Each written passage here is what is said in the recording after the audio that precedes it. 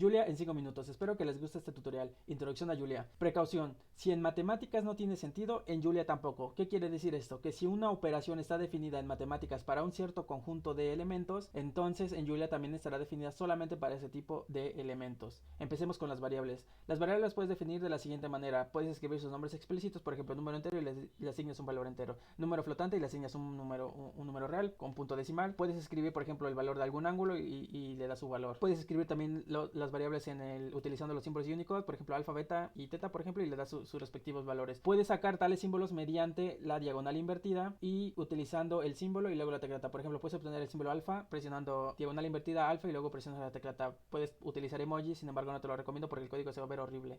Los tipos de datos en Julia son importantes y Julia los infiere cuando los defines en variables. Ahora bien, si tú le das los valores específicos que vas a utilizar para ese tipo de variable, harás que Julia sea aún más veloz y tu programa entonces se ejecutará más rápido. Entonces vamos a empezar. Si tú quieres escribir una variable, le das su valor y escribes un nombre, le asignas ese valor. En este caso le das Shift Enter y te va a dar entonces la asignación de ese valor. Si tú quieres escribir un valor de punto flotante, lo escribes y tal cual.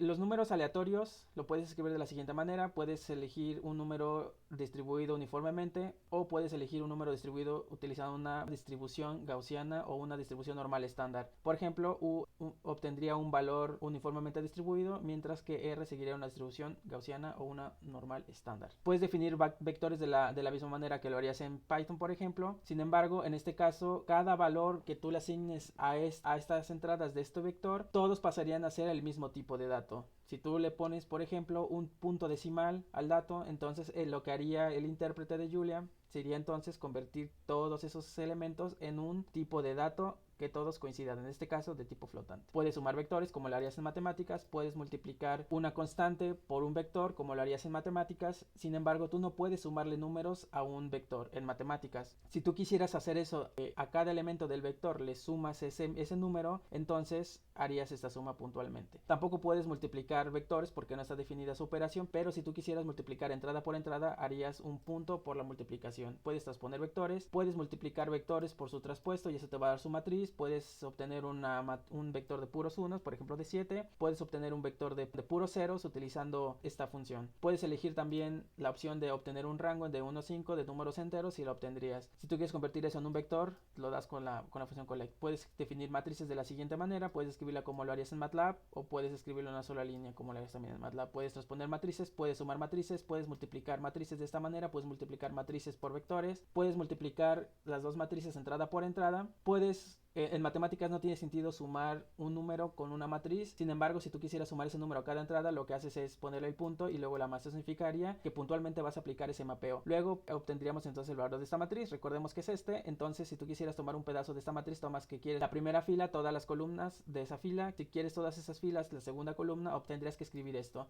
Luego, si tú quisieras obtener los índices específicos para esta matriz, entonces escribir de esta manera. Tú quieres la fila de la 1 al 2 y quieres las columnas del 2 al 3. Luego, si tú quisieras obtener también rebanadas de este vector, entonces lo que harías es de 4 a 7, quiero las coordenadas de 4 a 7 de este vector.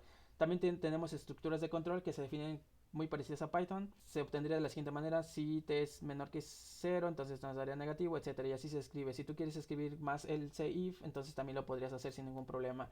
También puedes definir vectores de puros unos, por ejemplo aquí, y entonces aquí podríamos introducir entonces cómo se define un ciclo for, y así se indexarían a los vectores. Luego las funciones se pueden definir en una sola línea y le da su valor. Puedes aplicar toda esa función a una regla utilizando este operador punto, que significa mapea toda esta función a este vector. Luego podríamos definir en funciones por bloques utilizando esta notación.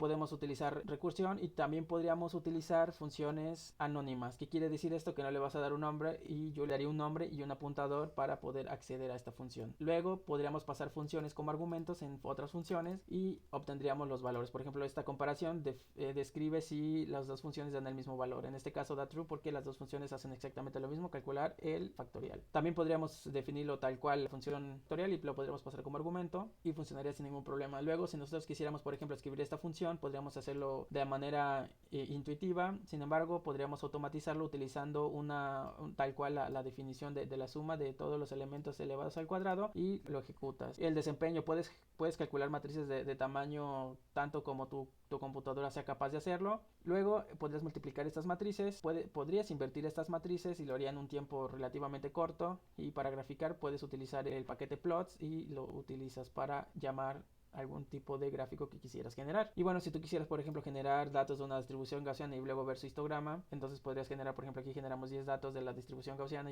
y calculamos o generamos su histograma y nos daría esta función. Luego, si nosotros quisiéramos 100.000, le damos otro valor y nos lo generaría. Luego, si nosotros quisiéramos otra cantidad de datos, también lo podríamos hacer. Y como vemos, el números que calcula de manera aleatoria sí siguen esta distribución gaussiana. Espero que les haya gustado este tutorial. Todo el material está en la descripción. Bye.